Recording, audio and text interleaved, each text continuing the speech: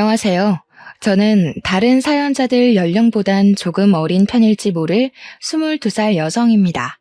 제가 가진 사연이 과연 수많은 아픈 사연들 틈에 끼워도 되는 건가 싶은 걱정은 했지만 고민 끝에 한번 적어보게 되었습니다. 제가 얼마 전 우연히 컴퓨터를 하다가 한 라디오 사연을 듣게 되었는데요. 하나의 사연을 시작으로 꼬리에 꼬리를 물듯 여러 가지 사연을 접해보았어요. 몰랐는데 세상에는 정말 다양한 고통을 겪고 새 삶을 살고 계신 분들이 많다는 걸 실감했습니다. 이 넓은 세상에서 저만 힘든 것은 아니라고 생각했지만 제가 제일 힘든 줄 알고 살았었는데 사연들을 새벽 늦게까지 듣고 나서는 제가 우물 안에 개구리적 생각을 하고 있단 걸 깨우쳤어요. 라디오 사연들에는 주로 결혼 생활이나 가족 갈등 등이 많던데 저는 그런 류의 이야기가 아니라서 사연을 올려봐야겠다는 생각조차 해본 적이 없었습니다. 그런데 한날 저와 비슷한 경험을 하신 분의 사연을 들었고 그 계기로 지금 컴퓨터를 켜게 되었죠. 언젠가 세상에 공개될 제 글도 많은 관심을 받았으면 좋겠네요. 지금부터 아직 세상은 아름답고 살만하다는 걸 느꼈던 그날의 기적을 이야기해 보도록 하겠습니다. 저는 태어났을 때부터 단 한 번도 금전적으로 여유롭게 살아본 적이 없었습니다. 제 부모님도 가난을 되물림 받은 입장이라 늘 대출 빚에 쫓기듯 살고 있었어요. 그 사이에서 저와 남동생이 태어났으니 삶을 궁핍할 대로 어려웠죠. 고작 2명이 쓸 수 있는 침대에서 4사람이 잤다고 말을 한다면 제 사정이 조금 실감나실지 모르겠어요. 저희 식구의 빚과 더불어 경제 능력이 없는 조부모님 빚까지 부모님이 해결해야 했기에 가세가 기울어가는 건 어찌 보면 당연한 순리였습니다. 그럼에도 저희 부모님은 굴하지 않았고 저희 남매에게 짜증 한 번 내지 않은 좋은 분들이었어요. 부모님은 자기들이 굶는 한이 있더라도 저와 남동생만큼은 밥 한 숟갈이라도 더 먹이며 굶주리지 않게 해주었습니다. 어릴 때는 부모님이 마냥 양보해주는 음식을 생각 없이 홀랑 먹고 그랬어요.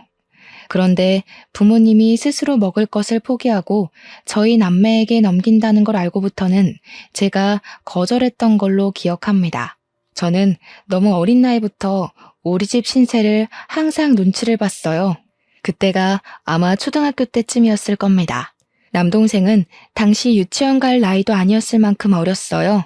많이 먹어봤자 한계가 있었기에 그리 음식값이 부담이 안 되는 양이었습니다. 그렇지만 저는 달랐죠. 뛰어놀 나이인데다가 먹고 클 나이기도 해서 배는 자주 고프고 또 음식은 많이 들어갔어요. 부모님이 제게 밥을 덜어주려고 할 때마다 제가 한사코 거절을 해서 저는 반 공기 정도만 먹고 컸거든요. 솔직히 자다가 배고파서 새벽에 깬 적이 많아요. 그런데도 저는 저보다 양이 클 부모님을 생각해 제가 이것만큼은 조절해야 된다고 생각했죠. 너무 어린 나이였으니까 제가 부모님을 위해 할 수 있는 게 마땅히 없잖아요. 돈을 벌 수 있는 어른도 아니니까 반대로 아끼는 수밖에 없었다는 겁니다. 당시 학교에서 꿈이 뭐냐고 물어보면 다른 아이들은 의사, 선생님, 파일럿 등등 참 다양한 직업군을 이야기했는데 저는 좀 황당한 대답을 늘어놓았습니다. 설문지에다 어른이라고 적는 바람에 상담실에서 선생님과 면담도 가졌었죠. 솔직히 돈 문제만 아니면 저는 당시 우리 가족이 옹기종기 모여서 비좁은 곳에 사는 것이 그리 싫지 않았습니다. 오히려 지금은 추억으로 남았어요. 저희가 잘 못 먹고 잘 못 자고 여름엔 덥고 겨울엔 춥고 그렇게 살았지만 그 자체가 힘든 기억은 아닙니다. 돈 문제를 뺄 수 없기 때문에 그 당시 시절이 가슴 아픈 것이었고 또 부모님 마음이 편치 않았으니 불행했던 시절이라고 말하는 거예요. 힘든 상황에서도 저희 식구는 저희끼리 있을 때면 늘 즐거웠습니다. 하지만 그것마저 제가 1~2살 먹고 나니 부모님이 억지로 저희를 위해 즐거운 척 한다는 걸 눈치챌 수 있었어요. 특히 부모님이 저희 앞에서는 웃으려고 많이 노력하셨거든요. 남동생은 부모님의 웃는 얼굴 뒤에 감춰진 슬픔을 봤는지 모르겠지만 저는 한 번씩 보일 때가 있었습니다. 그럴 때면 제가 더 일부러 분위기 띄우려고 노력도 많이 했었네요. 힘들다고 하더라도 나름 저희만의 방식대로 버텨오고 있었는데 이것 하나만큼은 도무지 제 에너지로는 견딜 수 없는 일이 하나 생겨버렸습니다. 단연코 제 인생에서 가장 큰 고비가 아니었나 싶습니다. 그게 바로 엄마가 건강 악화로 세상을 뜨게 되었을 적이었어요. 엄마가 어디 불편한 건 알고 있었는데 부모님이 숨기다 보니까 솔직히 그것까진 알아채지 못했습니다. 엄마가 암인 걸 몰랐어요. 당시 제가 고등학교를 막 입학했을 때였는데 그때 당시 제 인식의 암이라 함은 생존율이 터무니없이 낮은 병이라고만 알고 있었어요. 암, 그 한 글자가 너무 무서운 단어였다는 겁니다. 그런데 저희 엄마가 암에 걸렸다는 거예요. 제가 알게 된 건 학교 중간에 선생님이 불러서 집에 가보라는 덕에 알게 되었습니다. 병원에선 엄마더러 항암이 소용없는 상태라고 했어요. 부모님은 이미 예감했다는 듯 별 반응이 없었고 저만 그 엄마 아빠를 붙잡고 뭐든 다 해봐야 되는 거 아니냐고 소리쳤습니다. 하지만 소용없다는 의사의 말이 맞다는 걸 증명이라도 하듯 엄마의 증세는 굉장히 빠르게 진행되었어요. 하루하루 컨디션이 하락하다가 병원에 입원한 지 일주일 만에 세상을 떴습니다. 저희는 아무것도 해보지 못하고 그렇게 죽어가는 엄마를 지켜보기만 하다가 보내줘야 했어요. 마지막 인사를 나누기엔 정말 짧은 시간이었습니다. 엄마와 함께 온 세월이 무려 18년이었는데 헤어지는 건 일주일도 안 되었어요. 받아들이기 어려웠습니다. 엄마 발인식에서 제가 엄마를 잡고 놓아주지 않는 덕에 시간이 좀 지체되었던 걸로 기억합니다. 엄마의 죽음으로 인해 무너진 사람은 저뿐만이 아니었습니다. 항상 굳건하던 아빠가 그날로 완전히 무너져 버렸어요. 엄마 장례식이 끝난 뒤 혼자 방구석에서 엄마 영정사진을 들고 눈물 흘리던 아빠를 보았습니다. 제게는 항상 눕기만 했던 아빠의 존재가 그날따라 한없이 작고 여려 보였어요. 슈퍼맨 같기만 하던 아빠도 저와 똑같은 사람이라는 게 느껴지자 우리 부모님은 굳세였던 것이 아니라 이악 물고 참았고 버텼던 것이구나라는 걸 깨달았습니다. 저는 한 단계 더 철이 들어버렸고 가족에게 배려하는 걸 넘어서 가족의 위치를 나누지 않는 사람이 되었어요. 부모님도 저와 같이 힘들 때 쉬고 싶고 슬플 때 울고 싶고 배고플 때 먹고 싶은 존재라는 걸 잊지 않고 기억했습니다. 저희 가정에선 두 기둥 중 하나의 기둥이 무너졌지만 세상은 저희가 마음을 추스를 때까지 기다려주지 않더라고요. 너무 힘들어도 아직 저희 남매에겐 남은 교육의 의무가 있잖아요. 학교를 가야만 했습니다.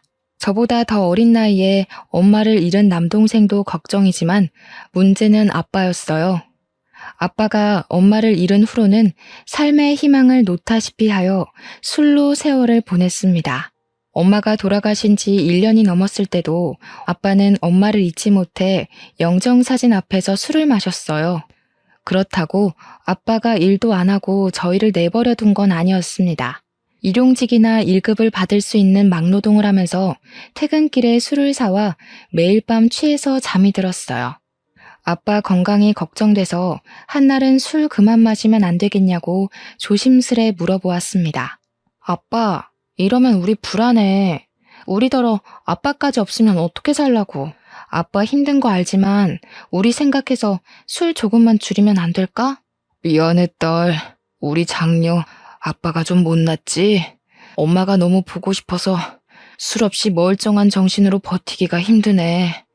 아빠가 빨리 정신 차려야 되는데 미안해. 아빠 말로는 우리를 위해서라도 정신을 바로잡아야 하는데 마냥 두 다리 뻗고 자는 건 아직 안 되겠대요. 그나마 술을 마시면 기절하듯 쓰러질 수 있어서 먹는 거라고 했습니다. 그날 이후로 저는 더 이상 아빠에게 금주하라고 말 못했어요. 아빠의 고통이 제가 가는 못할 정도라는 게 느껴져서 못 말리겠더라고요. 그렇게 아빠는 종종 술이 취하면 한참 신세를 한탄하다가 잠이 들곤 했습니다. 저는 아빠에게 술 그만 먹으라는 대신 술동무가 되어주었어요. 같이 마셨다는 게 아니라 사이다를 가져와 아빠랑 이런저런 얘기를 하면서 회포 풀듯 놀았습니다. 아빠를 위로해주고 싶었어요. 저도 엄마가 너무 보고 싶은데 아빠는 저희 중에 엄마랑 가장 오래 함께한 사람이잖아요. 그래서 아빠가 하는 한탄을 들어주며 최대한 아빠 말에 동감하다가 엄마랑 연애 때 추억도 들려주라고 조르고 그랬어요. 저는 그저 아빠를 위로하고자 매일 학교 시간마다 사이다를 사들고 갔던 건데 놀랍게도 아빠가 위로를 제대로 받았나 봐요. 저희에게 술을 끊겠다고 선언을 하더라고요. 저희 남매 앞에선 다시 굳건했던 아빠의 모습으로 약속을 하더니 나중에 제게 따로 찾아와서는 손을 잡아주었습니다.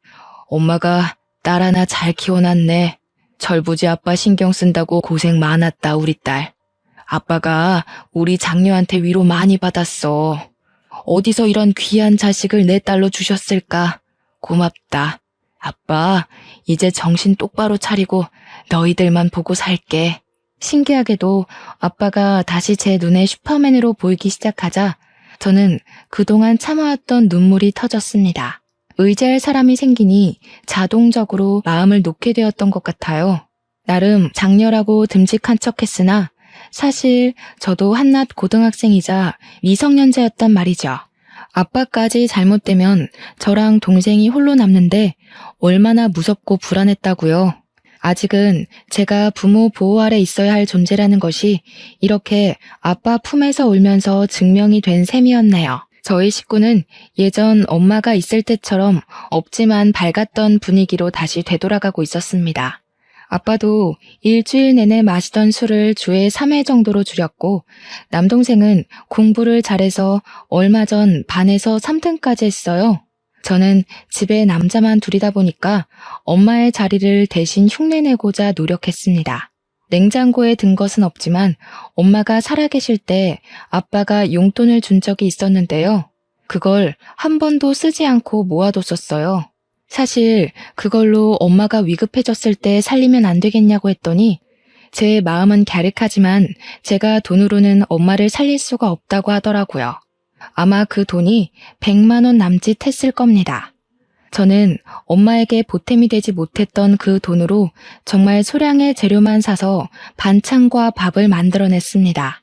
계란이 좀 비싼 재료에 속했지만 그것만큼은 매번 꼭 샀어요. 한 사람 앞에 계란 1개씩이면 생각보다 맛있게 식사를 즐길 수 있거든요. 저희가 주로 나물 반찬으로 비빔밥을 먹었으니까 계란은 비빔밥의 질을 높여주기에 탁월한 재료잖아요. 저희에겐 그것이 웬만한 전주 비빔밥 못지않게 맛있는 식사였습니다. 제가 20살이 되던 해 한시라도 빨리 어른이 되고 싶었던 저는 당연히 대학에는 관심 없었고 바로 돈벌이할 직장을 알아봤습니다. 20살까지 기다리는 게 솔직히 너무 힘들었어요.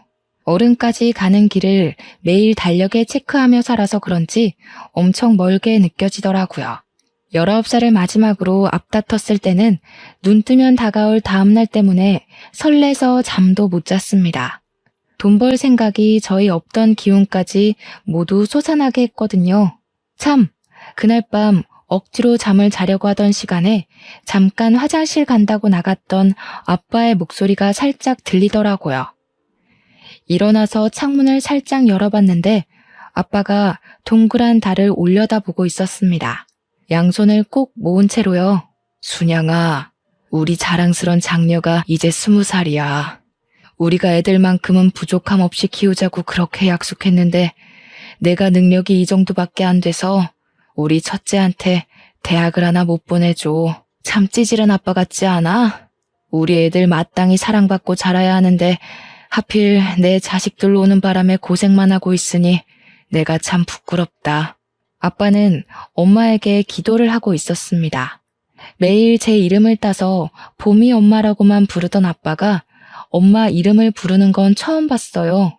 문득 아빠가 엄마를 쫓아다녀서 연애하게 되었다던 말이 떠올랐습니다.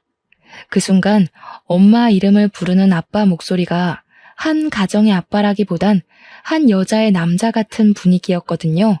제가 이미 대학은 관심 없다고 말해줬기 때문에 아빠가 제 대학에 아직도 신경을 쓰고 있는 줄 몰랐는데 그날 보고서는 좀 놀랐습니다. 그래서 더 열심히 살아야겠다고 생각했어요. 제가 대학을 가지 않았어도 만족스러운 삶을 살고 있다는 걸로 증명해 보이고 싶었습니다. 제가 일을 하기 시작하니 아빠 혼자 생활비를 담당할 때보단 제법 살림이 괜찮아졌습니다. 그럼에도 저는 밤낮으로 아르바이트를 했는데 틈틈이 구직공고 홈페이지를 방문해서 길게 자리 잡을 만한 곳을 알아봤어요. 마침 계약직으로 호텔 안내데스크에 사람을 뽑는다길래 지원을 했더니 바로 뽑혔지 뭡니까. 당연히 대학을 나온 친구들이 뽑힐 확률이 높았는데 제가 그 계약직에 뽑힐 수 있었던 건 다름 아닌 외국어 실력 때문이었습니다. 중학교 때 선생님이 제가 영어에서만 유독 성적이 잘 나오는 걸 보고 영어 공부 열심히 하면 나중에 취직해서도 돈을 더 많이 받을 수 있다고 말해주시더라고요. 선생님의 말에 저는 영어만, 그것도 회화만 주구장창 공부했습니다. 그래도 재능이 조금 있던 덕분이었는지 외국어 회화 자격증이 쌓여갔고 그게 또 재밌어서 고등학교 때 중국어 수업까지 열심히 들어 딱 2개의 자격증을 만들었어요. 다른 학생들에 비해 스펙이 보잘것없었지만 면접에서 증명된 제 회화 실력은 고졸이었던 저를 취업에 덜컥 합격시켜줬습니다. 호텔 데스크다 보니까 꼭 주말에만 쉬는 것이 아니었어요. 주말이야말로 호텔은 피크이기 때문에 저는 평일에 교대 근무자와 번갈아 가며 쉬어야 했습니다. 그래도 쉬는 날이 무려 일주일에 2번이었어요. 누구에겐 당연한 조건이겠지만 아무도 없는 제겐 그 정도의 복지면 충분하다고 봤습니다. 그렇게 일을 하고 한 달째의 월급을 받았을 때 저는 너무 삭막하게만 살았던 우리 식구를 위해서 당일 여행을 계획했어요. 아빠는 여전히 일용직을 돌아다니고 있었기에 언제든지 쉴 수 있었고 마침 남동생도 방학이라서 시간 맞추기는 쉬웠죠. 가족끼리 식사를 할 때 제가 슬쩍 얘기를 했더니 아빠가 우리 형편에 무슨 여행이냐고 신경 안 써줘도 된다고 하더라고요. 계속 힘내서 일하려면 나도 동기가 필요해. 나한텐 그 동기가 우리 가족이야. 가족이 즐거운 걸 보면 일할 힘이 난단 말이야. 한 번도 놀러 가본 적 없잖아. 엄마 있을 때 못 가본 게 좀 아쉽지만 더 후회하기 싫어서 그래. 네가 무슨 돈이 있다고. 이제 20살 됐으면 사고 싶은 것도 많고 친구들이랑 놀고 싶기도 할 텐데 그걸 왜 우리한테 쓰려고 그래. 너 지금까지만 해도 충분히 우리 가족 위해서 마음 썼어. 그러니까 괜찮아. 내 돈이니까 내가 쓰고 싶은데 쓸래. 나는 가족여행 가고 싶어. 아빠 말대로 내 돈 내가 알아서 하려는 거니까 협조해 줄 거지? 영 마음 쓰이면 이렇게 생각해. 내가 즐겁자고 가는 여행이라는 거.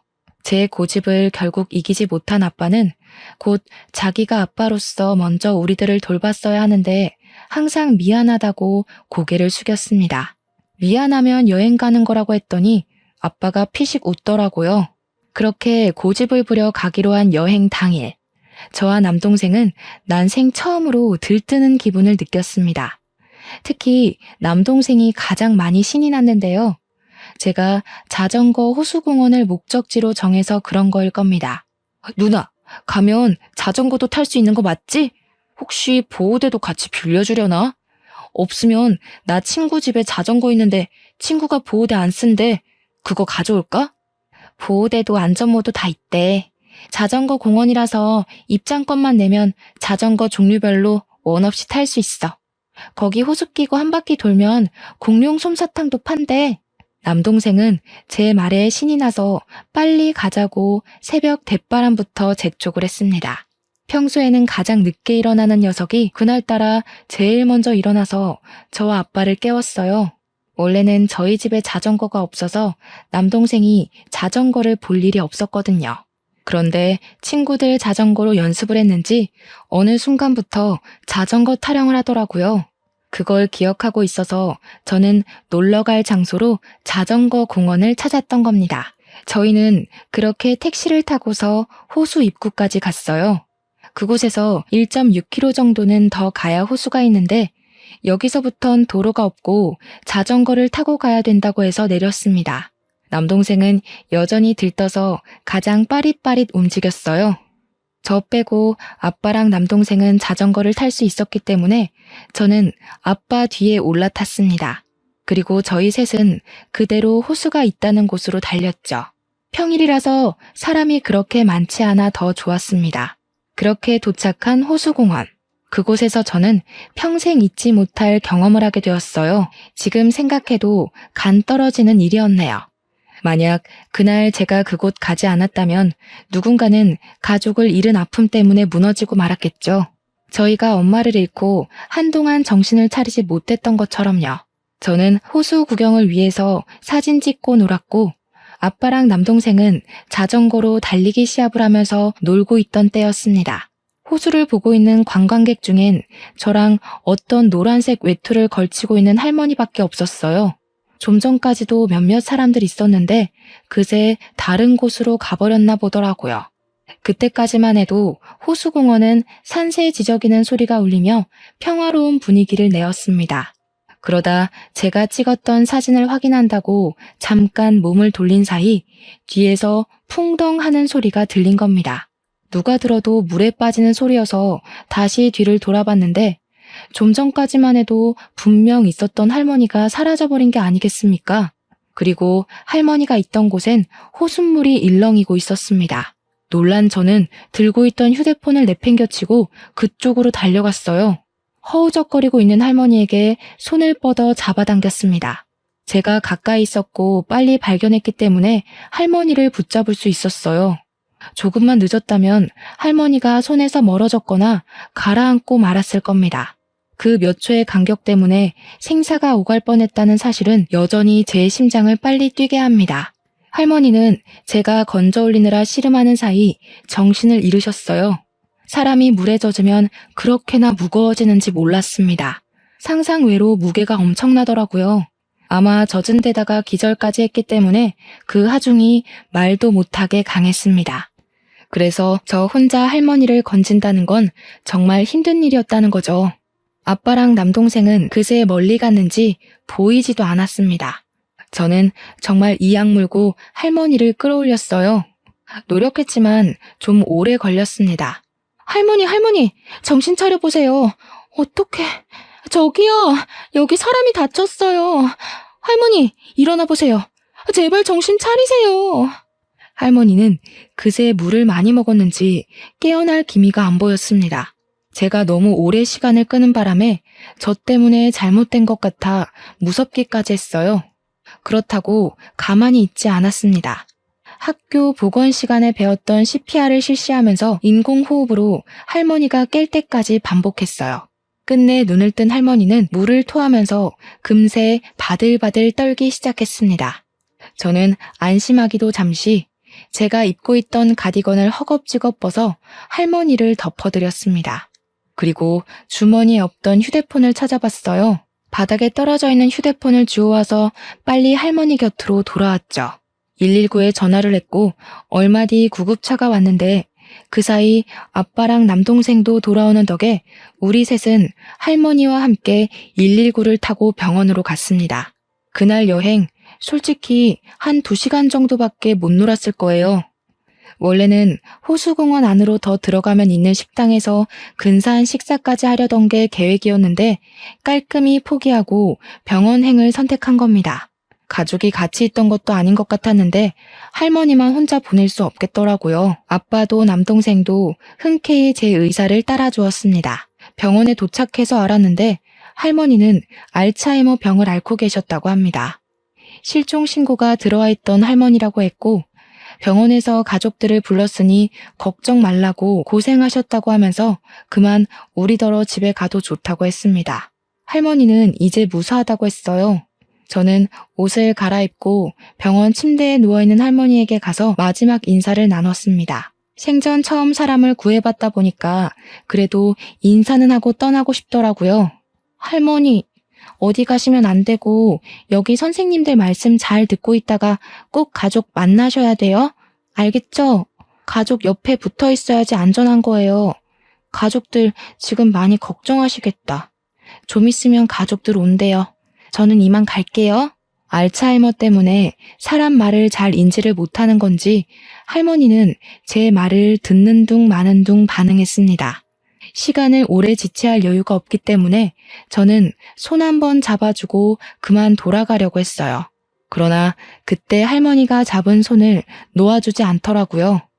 그러면서 가지 말라고 딱 한마디를 하셨습니다. 아직 가족이 온 게 아니니까 할머니 식구들 올 때까지만 옆에 있어드리자. 할머니께서 너한테 많이 고마우신가 보다. 식구들한테 인사시켜주고 싶나 봐. 그렇잖아도 할머니가 또 사라질까봐 걱정되었던 저는 시원하게 제시해준 아빠의 제안에 마음 놓고 응했습니다.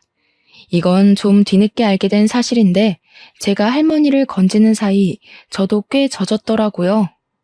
그나마 병원이 따뜻했기 때문에 옷이 마른 후에 나가서 다행이었지 당시 계절이 초겨울이었던지라 그대로 밖에 나갔다면 빼도 박도 못하고 감기에 걸렸을 겁니다.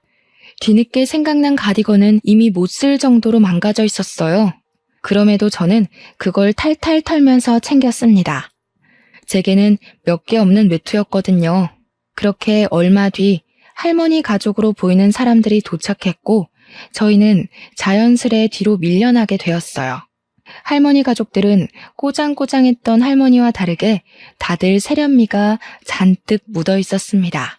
그 중에 우아하게 생긴 아줌마가 할머니 손을 잡고 계속 엄마 엄마 그렇게 부르더군요. 도대체 왜 자꾸 말도 없이 나가는 거예요? 내가 엄마 심심하지 말라고 사람까지 고용했는데 그 사람들한테는 왜 장난을 쳤어요? 아휴, 아니야. 그냥 이렇게 살아 돌아와 준 것만으로도 고마워요. 엄마, 어디 가면 안 돼 이제. 알았죠? 아무래도 아줌마가 할머니 딸인 듯 싶었습니다. 가족의 품을 찾은 걸 봤으니 저희는 그만 돌아가려고 했어요. 그런데 가족 중에 젊은 남자가 저희 앞으로 가로막고서 말을 걸어오더군요. 안녕하세요. 구급대원들에게 말씀 들었습니다. 저희 외할머니 구해줬다는 분 맞으시죠? 보니까 많이 젖으신 것 같은데 옷부터 저희 할머니 구해주신 것까지 따로 보상을 해드리려고요. 네? 아니에요. 무슨 보상이요. 뭘 이런 걸 보상을 받아요. 괜찮아요. 할머니 어디 나가지 않게 많이 신경 쓰셔야 될 것 같아요.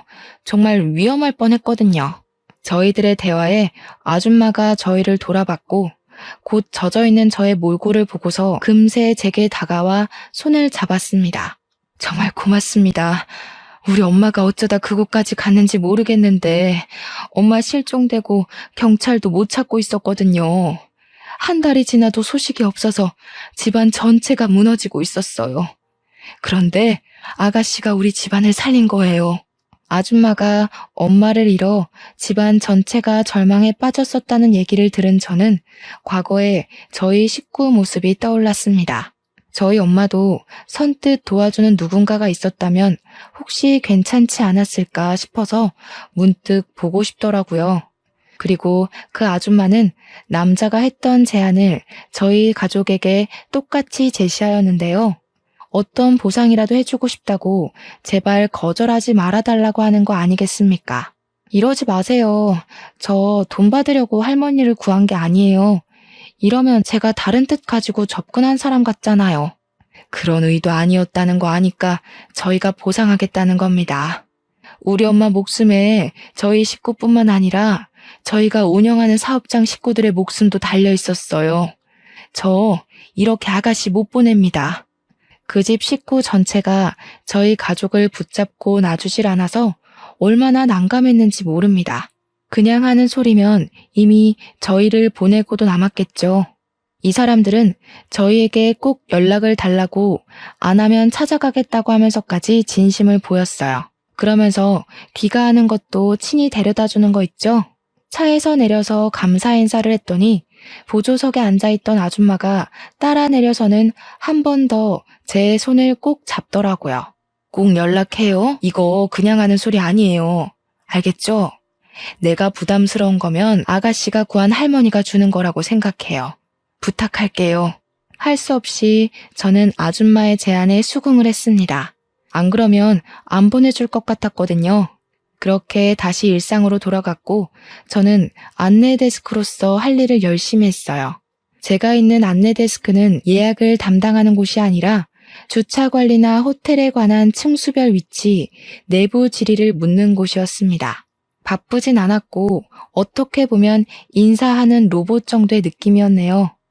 여느 때와 같이 그날도 각도 신경 쓰며 고객들께 인사를 하고 있었습니다.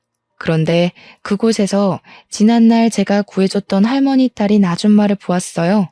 예기치 못한 만남이라 놀라서 쳐다만 보고 있었는데 그 바람에 아줌마가 저한테 오는 것도 있고 인사를 깜빡했지 뭡니까. 뒤늦게 급히 고개 숙여 인사를 했더니 아줌마가 제법 서운한 표정으로 제게 말했습니다. 왜 연락 안 했어요? 제가 아가씨 연락만 하루 종일 기다렸는데.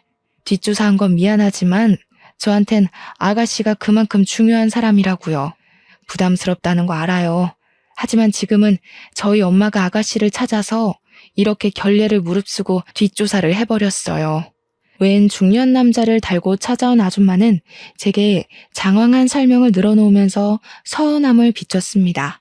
할머니가 저를 찾는다는 건 솔직히 좀 놀라운 소식이었어요. 저를 잠깐 봤을 텐데 알츠하이머임에도 당시의 일이 충격이었던지라 저를 기억하고 계신가 봐요. 할머니를 만나고 싶은 건 솔깃한 말씀이었지만 여전히 다른 건 부담스러워서 저는 또다시 거절 의사를 내비쳤습니다. 죄송해요. 저희 정말 괜찮아요. 할머니께서 몸 건강히 잘 계신다니 다행이에요. 직접 찾아뵙는 건 조금 어려울 것 같아요. 할머니께도 죄송하다고 전해주세요. 참 야무지고 욕심 없는 선량함이네요.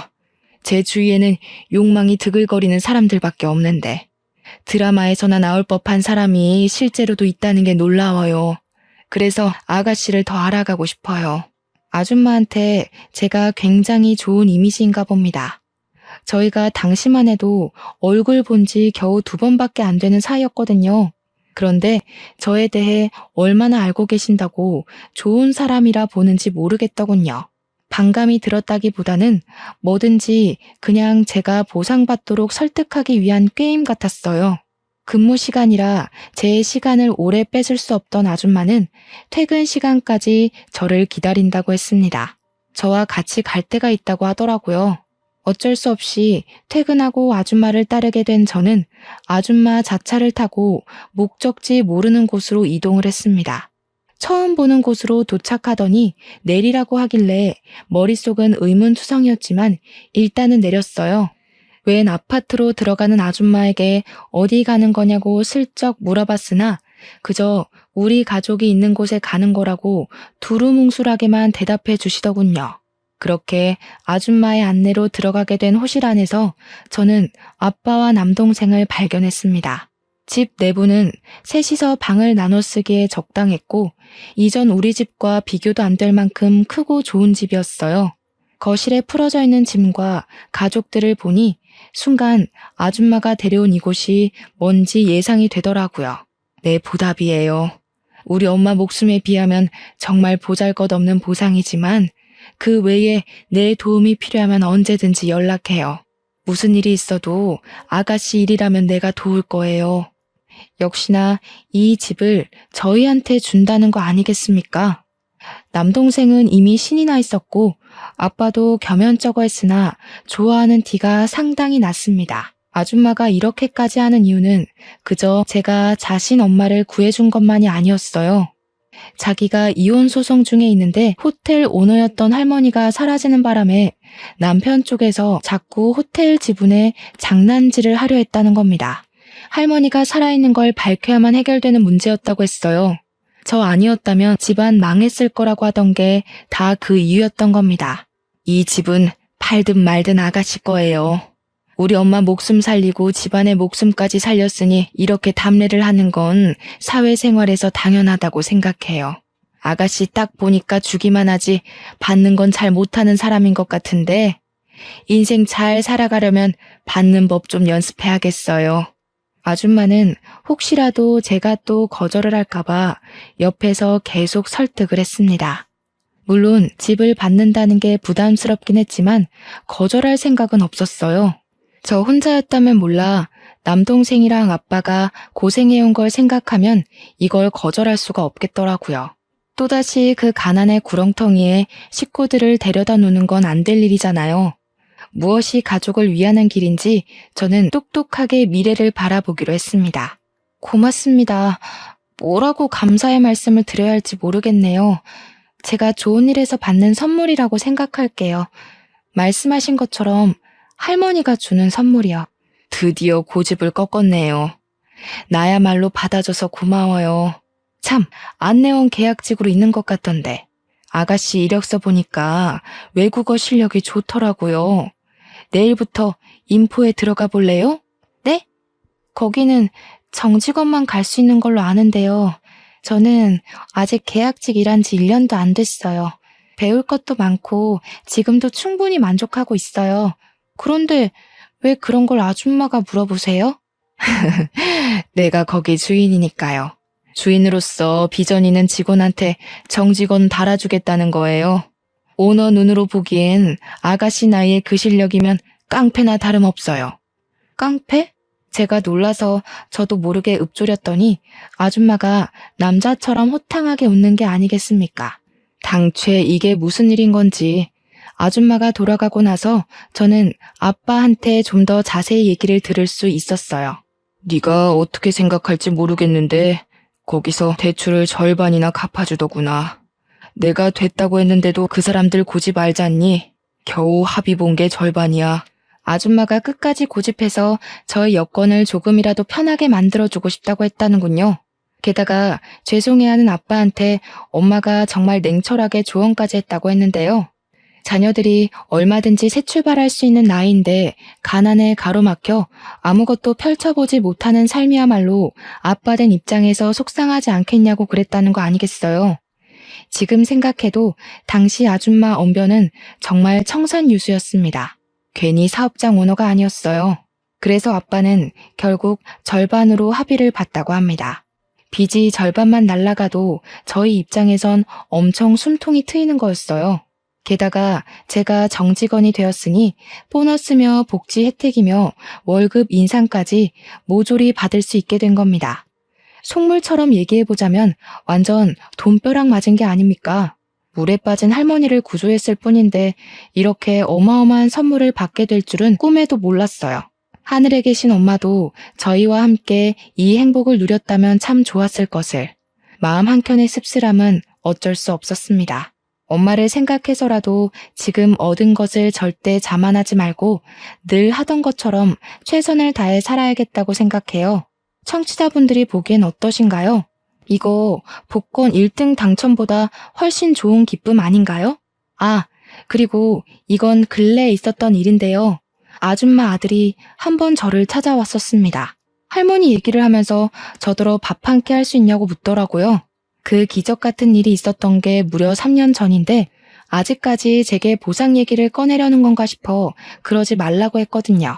그런데 그게 아니라 그분이 저한테 관심을 표출하는 거였습니다. 자기 배경 때문에 주위에는 돈 보고 접근하는 여자들밖에 없어서 한동안 연애에 실증이 났다고 하소연을 했어요.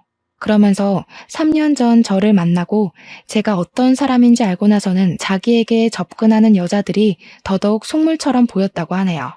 더 빨리 얘기하지 못하고 3년이나 시간을 끌었던 이유는 자기 나이가 33살이기 때문이었다고 합니다. 저와 무려 10살 차이가 났기 때문에 저한테 미안해서 감히 말할 엄두를 못 내고 있었대요. 하지만 이러다 제가 다른 남자에게 가버리면 너무 후회가 될 것 같아서 마음만 얘기하는 거라고 하더군요. 부담 갖지 말라고 하는데 저는 이미 부담이었습니다. 남자가 싫어서가 아니라 제 수준에 너무 과분한 사람이잖아요. 그래서 저도 생각할 시간이 필요하다고 당장의 대답은 피했었는데 어쩌다 보니 지금은 남자친구가 되어버렸지 뭡니까. 만남을 이어온 지는 5개월 정도 되었는데 제가 연애를 한 번도 안 해봤다고 하니까 남자친구가 당황하면서 더 죄인처럼 제게 헌신하고 있어요. 절대 괜한 선택이 아니라는 걸 꼭 보여주겠대요. 그리고 결혼을 한 것도 아닌데 남자친구와 가끔씩 할머니도 만나러 가고 있습니다. 아빠가 인사시켜달라고 해서 집에서 같이 저녁도 먹었고요. 아줌마가 쿨한 성격이긴 해도 자기 자식 연애에는 잣대가 높을까봐 살짝 걱정되었는데 다행히도 아줌마가 제일 축하해줬습니다. 아줌마도 나이 차이 때문에 감히 제게 자기 아들 만나보라고 얘기를 못했었대요. 이건 또 무슨 운명이란 말입니까? 이런 것 보면 정말 사람 이름 모른다는 말이 맞나 봐요. 앞으로 살아갈 날이 살아온 날보다 훨씬 많이 남았기에 인생이 또 언제 하락세를 보일지 모르잖아요. 그래서 더 주어진 것에 허세를 갖지 않고 감사하며 살도록 주의할 겁니다. 지금 저는 무척 행복합니다. 대출 빚도 무난하게 갚아가는 중이고 넉넉해진 살림에 생각지도 못한 남자친구까지 생겼으니까요. 이 모든 것이 다 제게 과분한 복인 걸 알지만 뭐든 그냥 이루어지진 않았다고 생각해요. 가난에 굴하지 않고 열심히 살아온 대가가 조금 빨리 찾아온 게 아닌가 싶습니다. 이대로 20대를 잘 마무리 짓고 30대, 40대로 갈수록 더 단단한 제가 될 수 있게 노력할 거예요. 많은 사연에서 저처럼 인생 역전을 한 사연의 글도 덜어보긴 했는데 그분들 사연을 읽으면서 완전 드라마 주인공 같다는 생각을 했거든요. 저도 나름대로 그런 삶의 주인공 같아서 사연 한번 올려보고 싶었습니다. 그리고 혹시 고난의 기로에 서 계신 분이 있다면 알려드리고 싶기도 했어요. 세상에 제3 같은 기적도 있으니 어려움에 굴하지 마시라고 말입니다. 쓰다 보니 벌써 끝이 되었네요. 당시의 사건들을 단 몇 시간 만에 담아낼 수 있을까 걱정했는데 그래도 잘 추려서 마무리한 것 같아 뿌듯합니다. 인사말에도 말씀드렸다시피 아직 세상은 살만한 것 같아요. 죽을 만큼 힘들었는데 지금은 과거의 고난이 생각나지 않을 만큼 행복하니까요. 청취자분들 모두에게도 복권 1등 같은 일이 생기길 바랍니다. 들어주셔서 감사합니다.